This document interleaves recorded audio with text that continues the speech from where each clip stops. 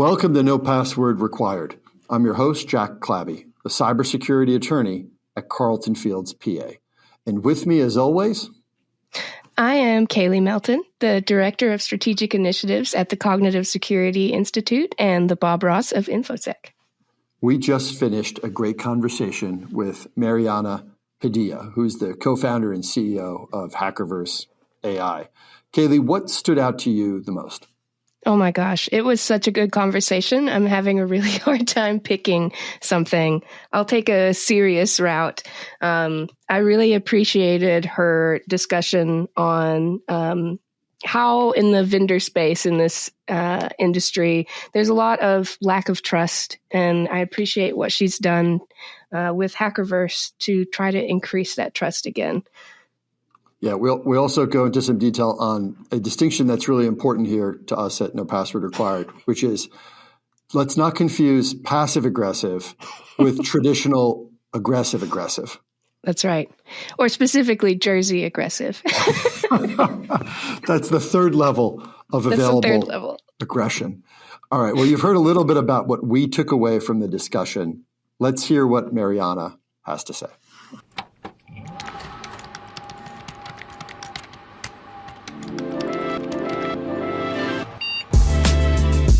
Welcome to No Password Required, a podcast dedicated to showcasing the top personalities in the world of cybersecurity.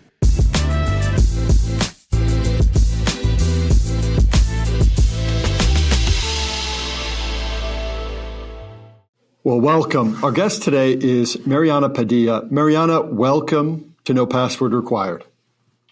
Awesome. Thank you so much for having me here today. Truly a pleasure, and I'm looking forward to this conversation. Mariana, I want to start with sort of a big thought here. I understand that you don't believe in failure. Can you explain what that is, and have you always felt that way? No. This is a learned, acquired thing. So, and I would give a little bit of clarification that it's not that I don't believe in failure. It's only a failure if you didn't learn from the experience, right? So, if something happens, it's a flop. You learn from it. You grow. You progress. I would qualify that as not a failure, because it was an opportunity and you learned something, and hopefully became either a better person or better at your craft or whatever it was. So I would say failure happens only if you don't learn from it. That being said, I used to spend a lot of time dwelling about things that, if something didn't go right and beating myself up in the whole 9 yards. It's just been an evolution of personal growth to get to where I am now. That's like, the idea of harvesting failures or rushing to failure, right? The idea is, look, just go and do things. And the more things you do, you're going to have a better percentage chance of being successful. And right. If something's not going to work out, let's get it done and over with, learn our lesson and move on. How do you convince others, people on your team or folks you're collaborating with about this, right? Isn't that like that drive to not fail can arrest so many people? How do you work that into your work relationships? Yeah. I mean, I would say it's a little bit easier when you're working on a startup, right? Move fast, break things, fail fast, that whole 9 yards. We can have a whole discussion about, the validity of some of the things and the startup ethos, right? But I will say that it's just inherent in the nature of startups. Like, you have to be fast, you have to be scrappy. If you spend too long sitting in a place where you're just dwelling on things that went wrong, it's very hard to progress further and move ahead and keep the business going. So I would say that it's kind of in the inherent nature of people who work in startups to kind of have that mentality. That being said, I mean, I think it's leading by example, right? So there are definitely leaders that will, jump down their team's throat if something goes wrong. This was a failure. We screwed up, all of this kind of stuff. How dare you? Like, shame, right? That's never, ever, ever going to be me, right? It's like, okay, well, let's do a debrief. What did we learn from this experience and how can we take it forward? So I would say it's all about leadership and leading by example would be my answer to that. Yeah, that idea of not burying the failures too. Like, if you show, look, you're the leader. If you fail, and you talk about it with folks, it becomes a more comfortable thing for them to talk to you about if they have the same thing happen. This is part of our job. Right. And I think a part of it is just being transparent about that, right? So I think, the old guard, whatever you want to consider that to be, would hide that, would sweep it under the rug. We had a failure. Like, we're going to cook the books to make sure no one knows that we had a failure. Like, God forbid you be human, right? Anyway, but, and I think that's just an old model and mentality for doing things, and don't want anything to do with it, to be completely honest. Yeah, and that's a great point too. You mentioned a minute ago about like startups does some pre-screening of folks who are interested in working at a startup are going to already be folks maybe who are aligned with that. And then when they get to a place where the leader is talking openly about, we tried this, it didn't work, let's keep moving, that does create a great environment. Contrast that to some, of the larger cybersecurity players in our industry that have been around for a while, or service firms that have cybersecurity shops where they've been open for 100+ years. That is a very different place to have that experience. Right. For sure. Right. Yeah. No, absolutely. Absolutely. Mariana, I know you've described yourself as a bad employee, which is kind of a funny concept. How do you take that niche skill set of being a bad employee and turn it into like a leadership quality? Yes. So I that was one of the things I was laughing at when I reviewed the notes this morning. I was like, oh yeah, I said that. And it's true. I mean, so I would say that it probably depends on the organization, right? So I spent a lot of time working in very old fashioned organizations. I would say large nonprofits who've been around for 125 years is one example of said organization. And, I'm sure they serve their purpose. There's lots of organizations that do, but, it's going to be built into the culture, whether or not you are ready to accept change and move on things quickly. And when you are someone like me who is a constant state of like diagnosing process improvement in every aspect of my life, whether it be the Target checkout line or the taco cart, like it's just, I can't help it. I'm like, oh, if you just move this over here, that would make the line move faster, right? So and I can't help it. It's just like how my brain works. I'm constantly doing that, and that's not always welcome at a lot of these organizations. And thankfully, I've stumbled into an industry where if you are doing things the way they've always been done, you're lost, right? You already lost, right? Threat actors are evolving constantly at a rapid pace. With AI, we can talk about quantum, that's a whole other thing, but things are moving rapidly. And if you're doing things the way you did them, even 5 days ago, even 5 hours ago, like you've lost. You just cannot have them in that mentality. So honestly, it's the perfect industry for me to be in. But that's what I mean when I'm a bad employee. And also I am like a very straight shooter. My biggest pet peeve is people who are passive aggressive. I just can't. So I'll tell you, I will diagnose the problem and I will tell you. And often that's not well received. I love that passive aggressive comment because it's so sometimes that's like being accused of being passive aggressive makes me like I have a reaction to it. Like, whoa. I was being aggressive. I wasn't being passive aggressive. I was being candid and direct and honest. You're just upset that I was being aggressive, which I can apologize and rework it. Like I'm not saying I was right, but I wasn't being passive at all. I told you exactly what happened.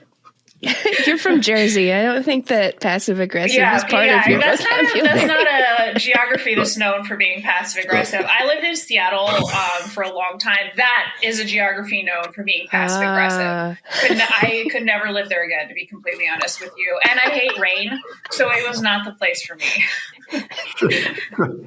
Should we maybe put our jackets on the coat hanger instead of, all the statements start with should we? No. I would be like, get your stuff, put it on the coat hanger. That's right, exactly. That's old school aggressive. Yeah. And now we also learned a fun fact about me, which is that I hate the rain. So there we go. Another little tidbit.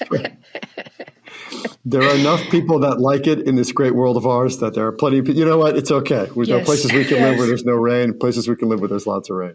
Everyone can There's go environments for all of us. Exactly. Right. Exactly.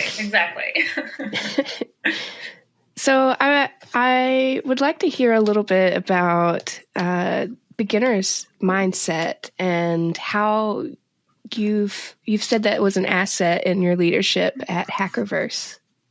Yeah, no, absolutely. Great question. And something I did a little bit of, deep dive into human-centered design in the past. And I think it's, very valuable to really understand that and approach that and use that in my work.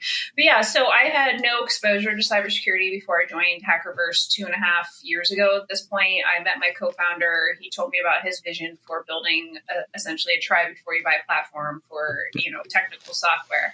And I got it immediately because I had a lot of challenges onboarding my marketing clients onto CRM platforms and all this stuff. And it took so freaking long and was so painful. And the salespeople sucked. And it was just like the whole thing.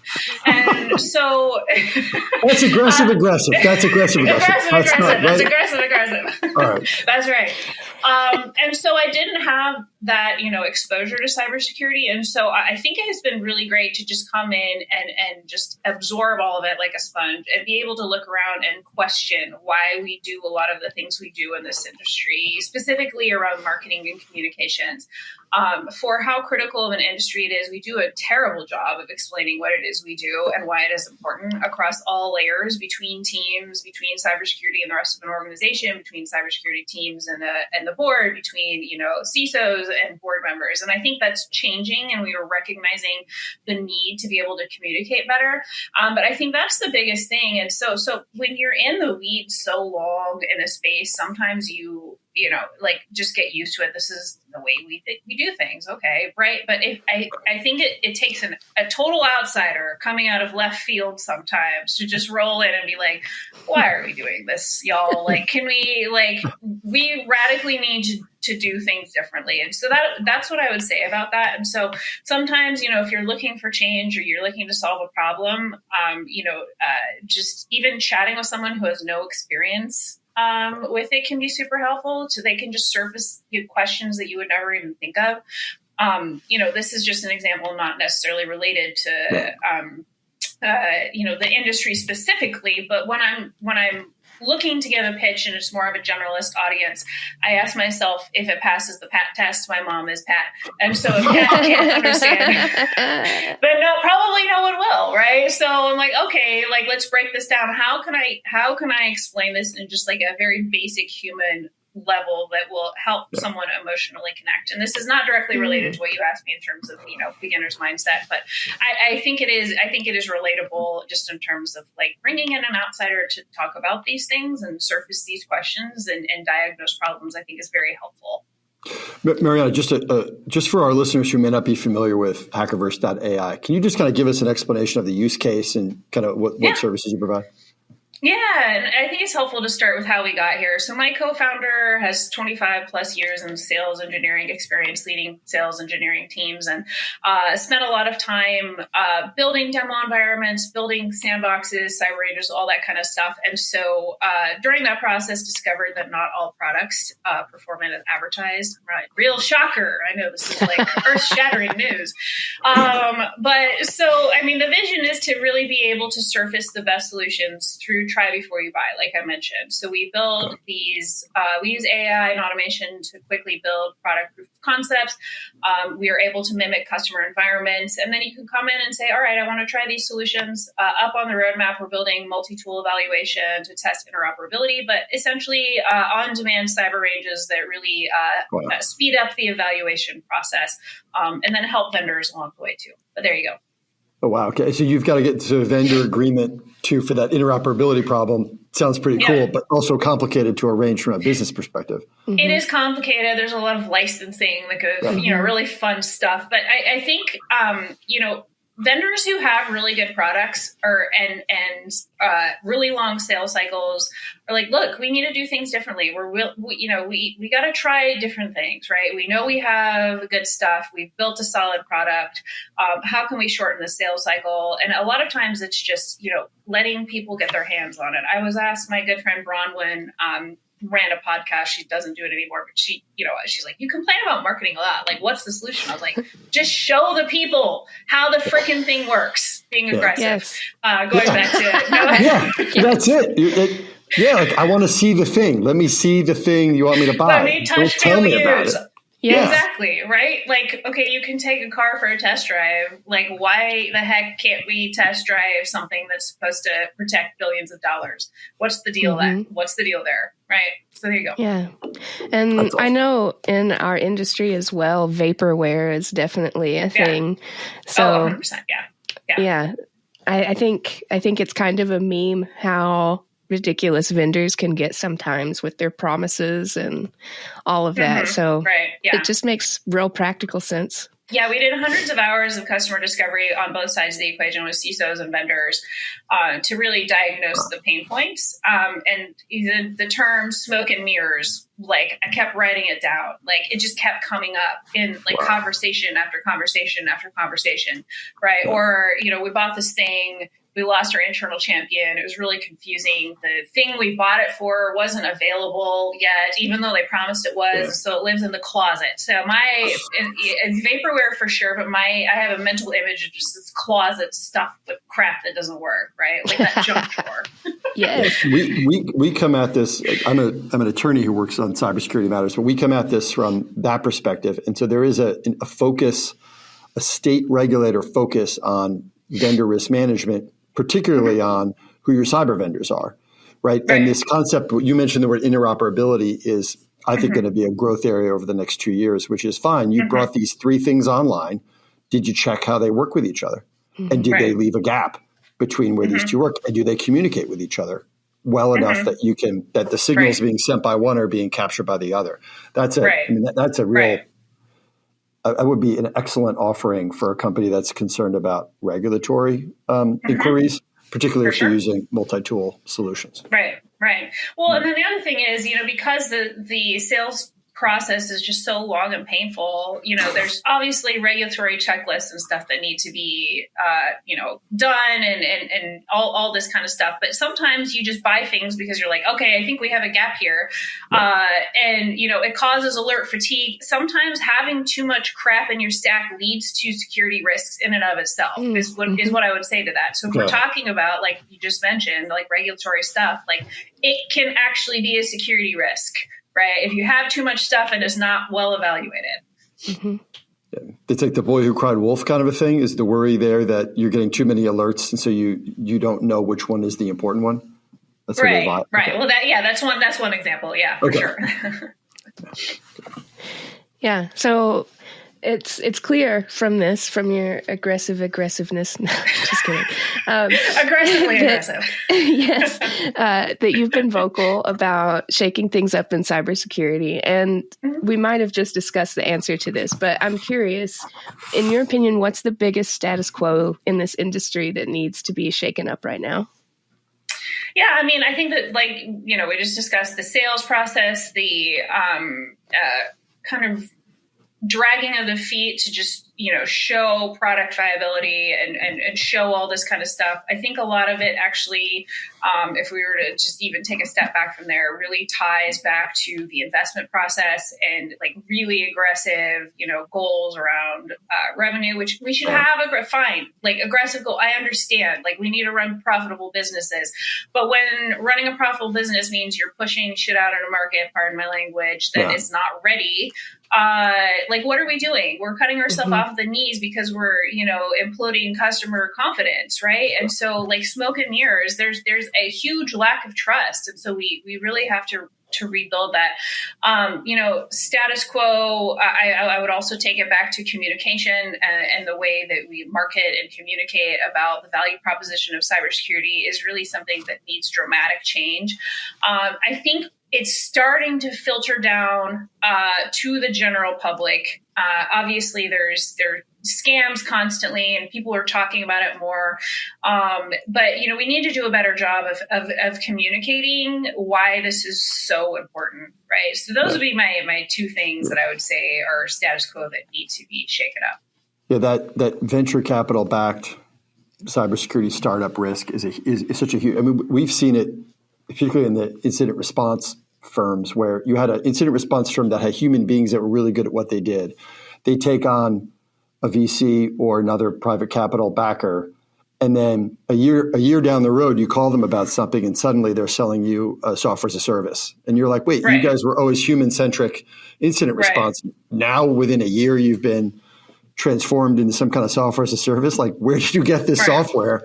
Who are the people who wrote this? What is it different than any other? It's this idea that any company can become a service overnight just because they got money to try to sell themselves that way.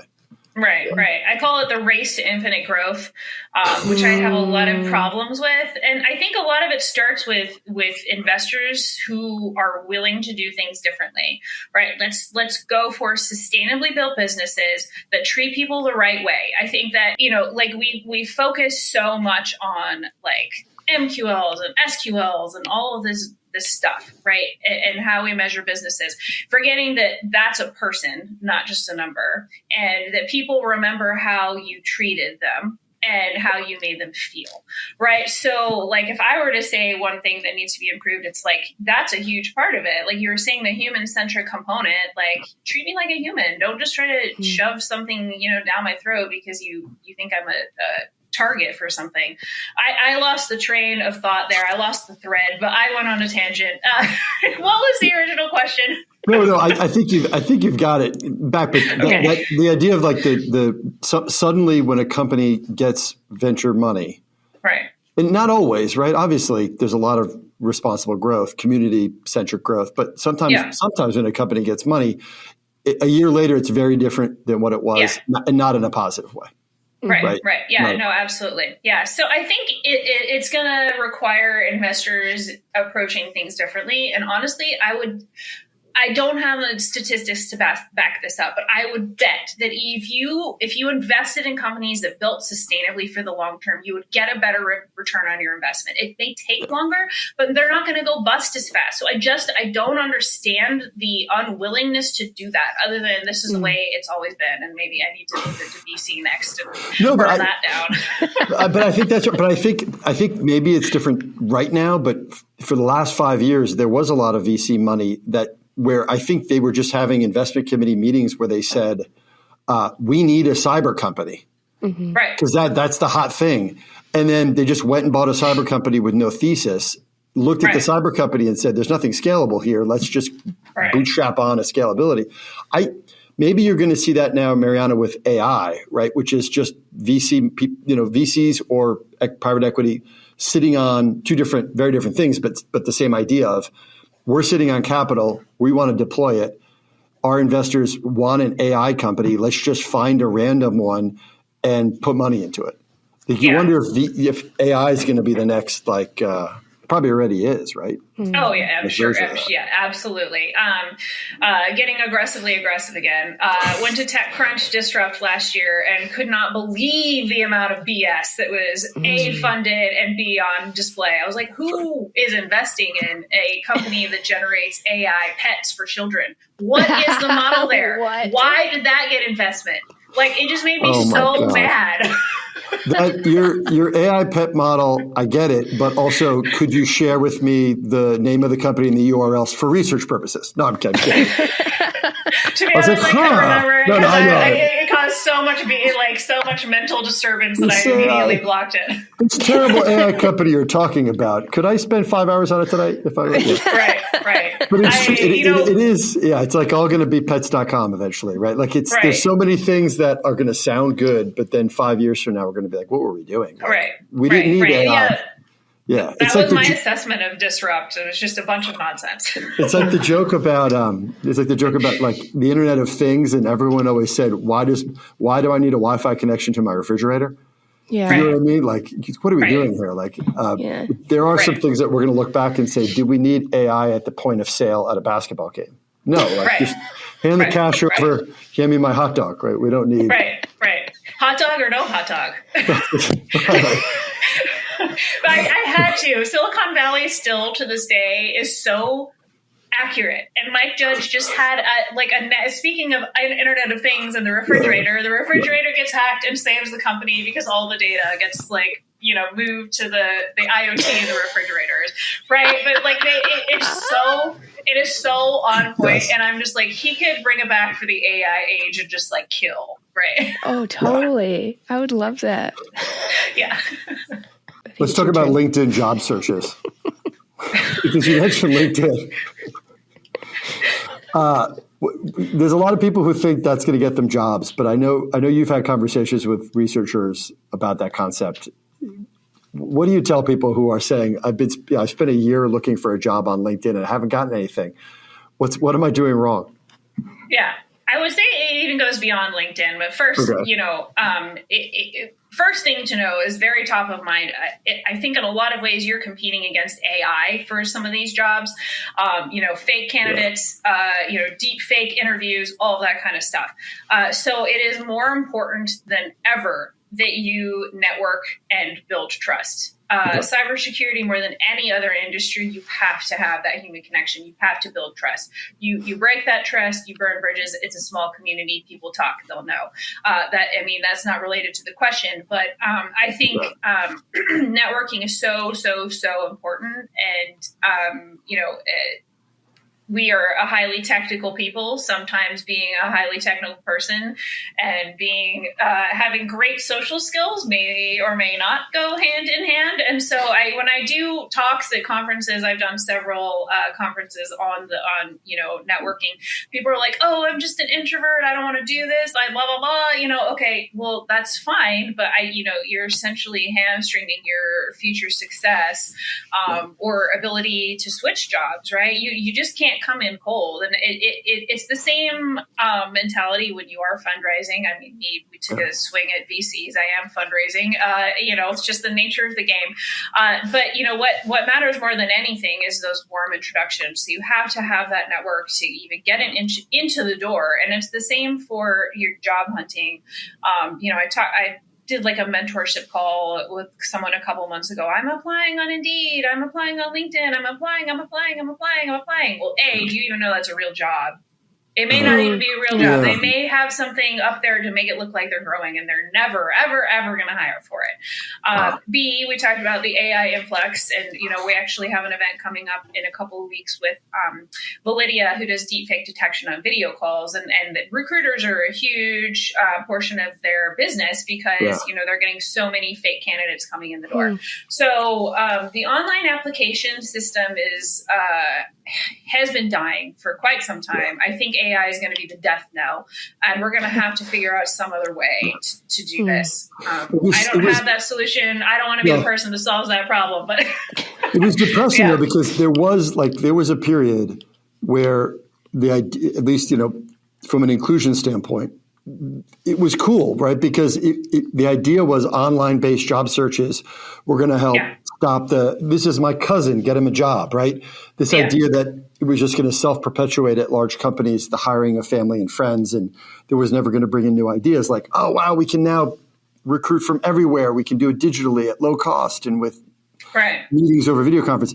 And now, because of the risk of AI and job spamming and all this stuff, we're right back to where we were in the 80s, where you're only hiring people who know other people. And again, we're back to that bias of folks just within our network. And so for job hunters, that's exactly right. Like, the network is important. It's really important. I almost wish it weren't, but it is. It's hard. And I see both sides of that. And I would say, if lots of in-person networking is not your thing, then build your online portfolio, right? Like, people know me for my LinkedIn, and which is funny because I post so much random crap, and I didn't think anyone would be, but I think it's like the human nature of the stuff that I'm posting that brings people along, and it's like, okay, I'm a human. Look at all the weird things that I do, right? And so I think, YouTube, have a YouTube, Twitch, like whatever. There's lots of content creators out there who may or may not like really enjoy the networking piece of things, but show off your skills. Like, give people another way to know you. If it's not networking, then you have to have something. And this is an age where we are our own brand, whether or not you like it. That's the reality. Your personal brand matters, and you have to have one. It goes a long way to that trust that I mentioned, and it will open a lot of doors. Okay, Go to my YouTube, check out my skills. Cool. Awesome. Let's have an interview. So you can't just linger online, unfortunately. You can't be someone who just lingers and watch everyone else create the content. All right. Well, I think let's take a short break now, and when we return, we'll have our lifestyle polygraph. So stay with us. You're listening to the No Password Required podcast. We cover cybersecurity and a lot of other stuff.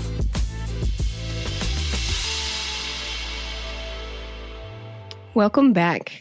As many of you know, the Lifestyle Polygraph is a test used by the federal government to determine if a person is worthy of learning some of our nation's most important secrets. Here, though, we use this technique for only slightly lower stakes to determine whether our guest can join our fantasy cybersecurity squad. Mariana, are you ready for the Lifestyle Polygraph? Let's freaking go. Let's do All this. Right. All right. Question 1. As a kid, you loved your Viewmaster.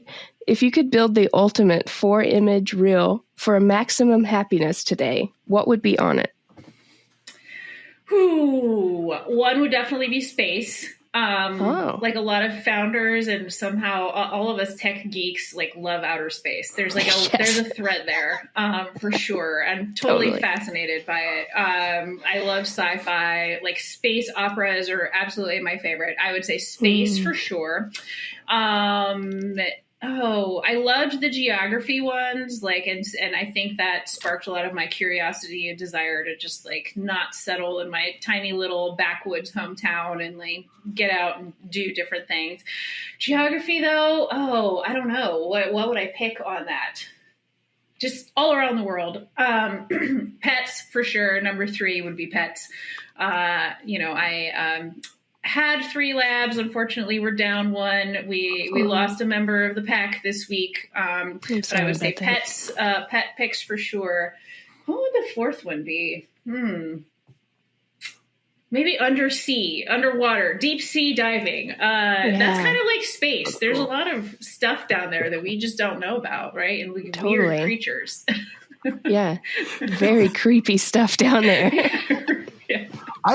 There was a show that 25 years ago called, I think it was, what was it called? It was like an outer space show, but it was set underwater in a future where everyone lived underwater. Interesting. I'll think of the name of it. Maybe one of our listeners can tag it to this, but it was like Star Trek, but underwater. Sequest. Okay. It was called Sequest. Sequest. Okay, Does that make sense? I've heard the name. Okay. I've never seen it, but I have heard the name.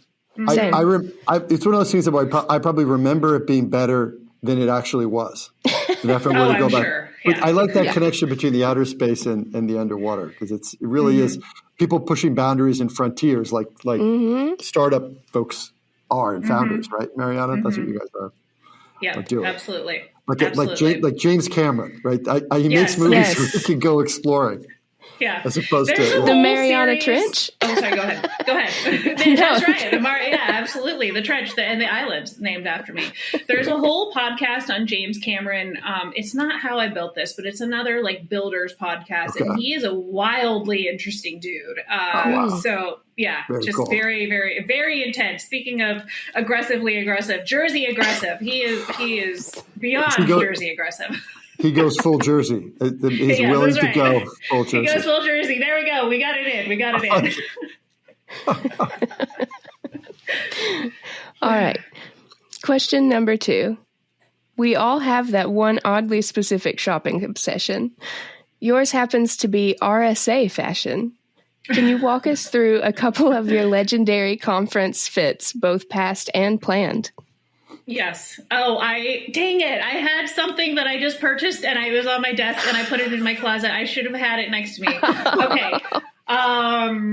Is there video to go along with this? I may need to go retrieve this at some point. Okay. All right. Next break. I'll go show you.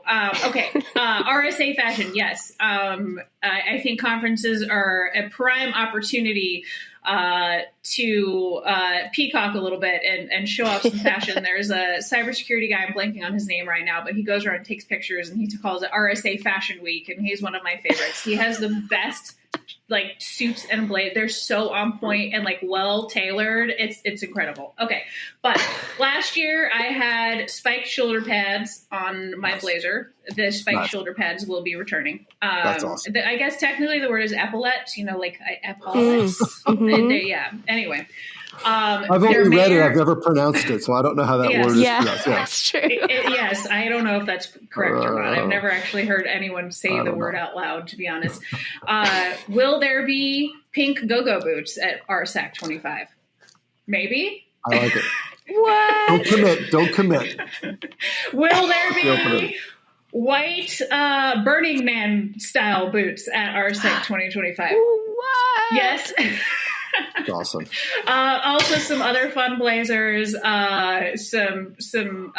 another word I don't know how to pronounce correctly. Tulle, Tulle, tulle. Tulle. Like tulle. the stuff that I don't even know how to describe it. Like made up like a tutu, like that. That's made up. Yeah. Yes. Yes. That will be present and on display for RSA 2025. But so there's some examples, and then at some point I'm going to have to go grab the boots and put them on display for everyone. Do you acquire these things? Do you make them? What's your strategy for accumulating? No, So the internet knows me. It's like, here's some weird things you might like. I'm like, yes, totally. I love these weird things. It's like goth. It's like these are these Victorian era goth boots that you might like. I'm like, yes, I do. I do love those. I wish I knew how to sew. In another universe, I would have done fashion design. I absolutely love it. Cool. I would have learned how to sew. I can picture things in my mind and like create them, but don't have the actual skill set to be able to execute on set things. Maybe sometime later in life. Who knows? But Mariana, I'm with you about like we hear complaints about cross-contextual advertising online about are they tracing me? Do they know where I've been? And I'm totally okay with it because I want them to push ads to me that suggest to me fun things that I like to purchase. What I don't like is if, I go to buy something like that I have to buy, like windshield wiper blades. And suddenly if they think that I'm in the market for windshield wiper blades for the next 6 months. But things like cool shoes or cool sunglasses or blazers with spikes off them. Right. I'm all in, and I want that to track me throughout my internet experience. I'm okay with that. Just give me the choice. Let me opt in or opt out. But I'm okay with that. Right. Absolutely. Okay so there you go. Good. All right. Great answer. All right. Number 3. If resumes for both Batman and Superman landed on your desk at Hackerverse, who would you hire and why? Oh, Batman, for sure. He's nice and dark and twisty, which I love. I can't, I'm going to go on a rant. I just can't stand Superman. For me, he's like the poster child of like propaganda. He's like this blonde American, super guy. I just can't with him. And like Batman has real feelings and real demons that he's wrestling with, and I'm sure would execute well on whatever task that I gave him when he wasn't out, running around at night. But he's training and he learned things, right? Batman, he learned all that stuff. He didn't just show up with the ability to deflect bullets. He had to make the suit of armor himself, and he had to solve mysteries. Batman's a critical thinker. He's the greatest detective, the world's greatest detective. Absolutely. Yeah. I don't know if you got into the show The Boys, which is like weird. There's lots of weird moments in that one, but Homelander. I love that show. That's what I think of when I think of Superman. It's Homelander. Same. And people are like, we love Homelander, and the actor who plays it, like, don't you recognize that he's supposed to be like the worst human? Right. That's the whole thing. It's like when satire goes over folks' head. It's like it's so depressing that it's like even the Punisher. Like the Punisher was a satire too, and now it's being used for. The opposite of what it was sort of intended to put. So, yes. Yeah, totally agree on all points. All right, number 4. Is Batman a builder or a burner? And which of his best descriptors fits you? Vigilante, guardian, or strategist? Ooh, is he a builder or burner? Oh, that's a great question. Yeah. It probably depends on the situation. And if we're talking about Batman prior to his like love interest dying, probably a burner. Batman post love interest dying, definitely a burner. Or builder before, burner afterwards. Sorry, I think I messed that up. Vigilante, strategist. What was the other one? Guardian. Oh, that's tough. I feel like there's a negative connotation to vigilante. Like you're just like going off the rails. Like, you know, there's no strategy often. So I guess I'll go with strategist. Yeah, I guess I'll go with strategist. Maybe if you ask me in a bad day and I'll say vigilante. Yeah. There's like the dark depiction of him where he is like the product of his background and he's vigilante. But then like the most evolved version of him, like in the comic books, is he founds the Justice League. He organizes everybody. And he's not a superhuman. So he's got that strategy of like, let's get all these folks working together and give them a common enemy. It's which is really strategic, and he kind of keeps them all from fighting each other. Yes. So yeah, good. Yeah, perfect. You just backed it up. Strategist. Right. It's a great, that's like the best version of him, like the Star Trek version of him. Yeah. Right. Is that the Star Wars version of him is like the vigilante, but like the Star Trek is the, we're all going to work together and the pie keeps growing and whatnot. Have you guys asked people like Star Trek versus Star Wars? Which one do you land on? Is that an audience question? That's a common one. Can we turn that into a 4A? Yeah, 4A. Where do you fall? Yeah. Oh, Trekkie for sure. Star Wars. Very cool. Yeah. Trekkie. It's fine. It's fine. Star Wars is fine. Yeah. But then they just kept extending it out, and it got really terrible. And Star Trek. And I have very fond memories of watching Star Trek with my dad as a kid. We would watch X-Files and Star Trek together. That was our thing. Yeah. Star Trek, we have folks come on who give impassioned defenses of Star Wars, and that's okay because there are arguments for Star Wars. I get it. But the correct answer is Star Trek. It's post-scarcity. Company here. Everyone gets along, right? I mean, it's the model for what a good, tolerant future was supposed to be, where we're all working together to explore, as opposed to war and chaos and blood, right? Which Star Wars kind of sells. Right. Yeah. Definitely. Yeah. All right, number 5, final question. Hollywood is remaking the Dolly Parton classic 9 to 5, and this time it's based on your career journey. First off, congrats on the giant check. And now the bigger question, who is playing you in the lead role? Who is playing me in the lead role? I think I don't remember seeing this on the list, so I'm gonna need. It probably is, and I just missed it. So I'm gonna need to noodle on this. Who is just like a total baddie that I totally love? I love. Not that I would by any means say that I look anything like her, but Margot Robbie, I really like her. I like the Barbie movie.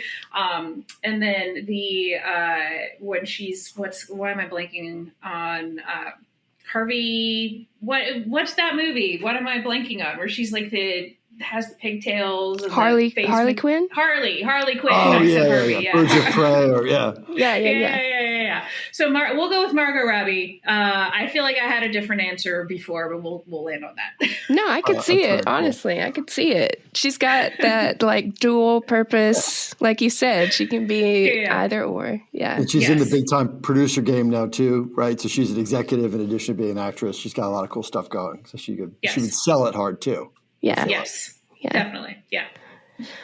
All right, Jack. What do you think? I do. In fact, so we were joking about the Star Trek versus Star Wars having a right answer. And, I think that one's a much closer call, but we were so confident that Batman is the right answer over Superman that we oriented the question so that the next question was Batman. Fully. So correct. So Mariana, you had us at Batman. So yes, you're on the Fantasy Cybersecurity Squad. You will lead one of our startup spinoffs, and we'll do it with community-centric, natural growth, not any sort of like extra stuff. But yes, no BS. 100%. No BS. No BS. No fluff. No software as a service randomly. Vaporware. So wait, Mariana, if folks want to connect with you or learn more about what you do, how can they do that? Yeah, so Hackerverse AI, and then my LinkedIn URL is / here to shake shit up. Very memorable. You'll never forget that. So those are the two places where I show up the most. And then, we also have a podcast that streams, well, I guess technically vodcast that streams to YouTube. So that's also a good place. But that is where I hang out. And yeah, come follow me on LinkedIn for lots of shenanigans. Well, thank you very much, Mariana. It was great having you on. That brings us to the end of the show. Thanks, everyone, for listening. For the entire No Password Required team, I'm Jack Clabby, and we'll talk again soon. Thanks for listening to the No Password Required podcast. Join us next time for more with your favorite cybersecurity personalities. In the meantime, consider liking, subscribing, and sharing this episode. You can find us on social media at NoPasswordPod. The show is produced by Cyber Florida, and a special thanks goes out to our friends at Carlton Fields and Reality Shift. For more information, visit our website at cyberflorida.org/pod.